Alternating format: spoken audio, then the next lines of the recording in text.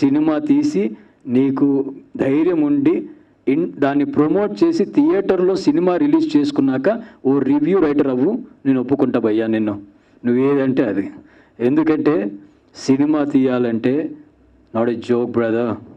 సినిమాని ఇక్కడ మా అమ్మలా భావిస్తాం మేము, ఎందుకంటే అదే మా జీవితం. వాటిని నమ్ముకొని ఇక్కడికి వచ్చాం.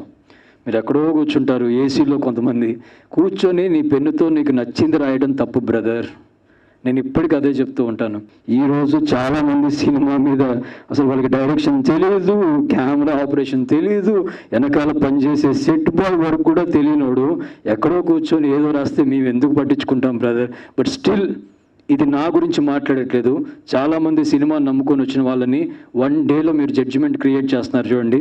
దయచేసి ఆడియన్స్కి ఒకటే చెప్తున్నా, వాడి మాట వీడి మాట వినకండి, మీ మాట మీరే వినండి.